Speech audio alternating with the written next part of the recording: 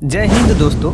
कभी कभी ज़िंदगी हमें थोड़ा रुकने पर मजबूर कर देती है, पर रुकना मतलब हारना नहीं होता।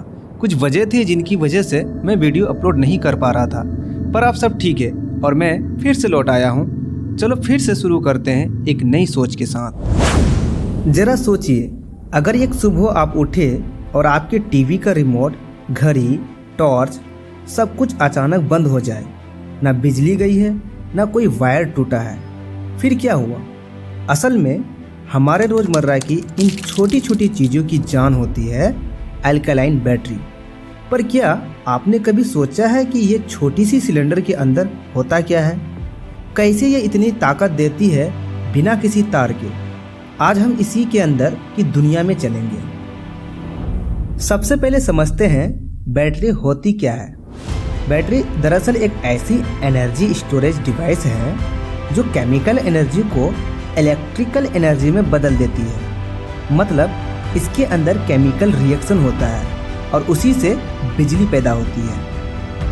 अब बैटरियों के भी कई रूप होते हैं, जैसे हमारे मोबाइल की रिचार्जेबल बैटरी, गाड़ी की बड़ी सी लीड एसिड बैटरी और घर की सबसे कॉमन अल्कलाइन बैटरी, जिसे हम पहचानते हैं छोटे सिलेंडर के रूप में।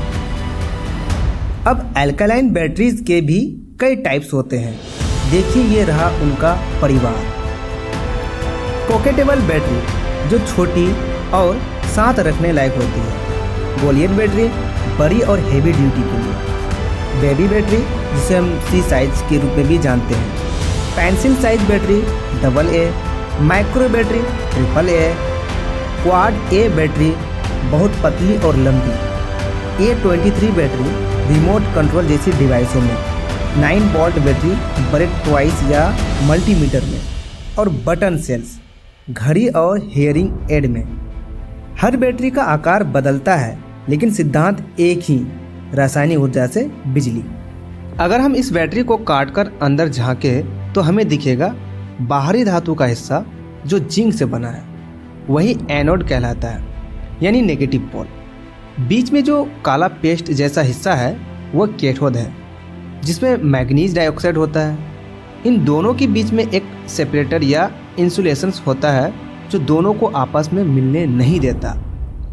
ऊपर का हिस्सा होता है पॉजिटिव पोल और नीचे का नेगेटिव पोल, यानी एक तरफ इलेक्ट्रॉन निकलेगा और दूसरी तरफ वो जाएगा, और यही बनाएगा हमारा करंट। अब आता है सबसे रोमांचक हिस्सा, बैटरी के अंदर का जादू, यानी केमिकल रिएक्शन। जब बैटरी किसी डिवाइस में लगती है तो जिंक और मैग्नीज डाइऑक्साइड काम पर लग जाते हैं।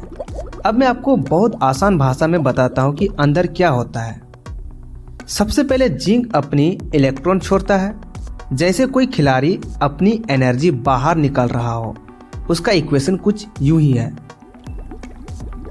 मतलब जिंक हाइड्रोक्साइड आयन के साथ मिलकर जिंक ऑक्साइड और पानी बनाता है और 2 इलेक्ट्रॉन्स छोड़ देता है। यही इलेक्ट्रॉन्स निकलकर डिवाइस तक पहुंचते हैं और उसे चलाते हैं। अब ये इलेक्ट्रॉन्स कहाँ जाते हैं? वो जाते हैं कैथोड की तरफ, जहां मैग्नीज डाइऑक्साइड उनका स्वागत करता है। वहां पर होता है दूसरा रिएक्शन। यहाँ मैग्नीज डाइऑक्साइड इलेक्ट्रॉन्स को पकड़ लेता है और हाइड्रोक्साइड आयंस वापस देता है। यानी एक तरफ जिंक इलेक्ट्रॉन छोड़ रहा है और दूसरी तरफ मैग्नीज उन्हें ले रहा है। इस लेन देन के खेल से ही पैदा होती है एनर्जी। अगर आप दोनों रिएक्शंस को मिलाएं तो पूरा प्रोसेस कुछ यूं बनता है। बस यही है अल्कलाइन बैटरी का सीक्रेट फार्मूला। छोटी सी जगह में इतना बड़ा एनर्जी एक्सचेंज।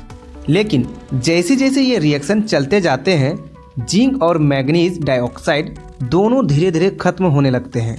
रिएक्शन रुक जाता है, इलेक्ट्रॉन्स का फ्लो बंद हो जाता है और हम कहते हैं बैटरी डेड हो गई है। असल में उसकी केमिकल एनर्जी खत्म हो चुकी है। अगली बार जब आप किसी बैटरी को हाथ में ले तो याद रखिए, ये सिर्फ एक धातु का टुकड़ा नहीं, बल्कि इसके अंदर केमिस्ट्री की पूरी एक दुनिया चल रही होती है, जहां जिंक और मैग्नीज डाइऑक्साइड मिलकर हर उस डिवाइस को जान देते हैं जिसे हम रोज इस्तेमाल करते हैं।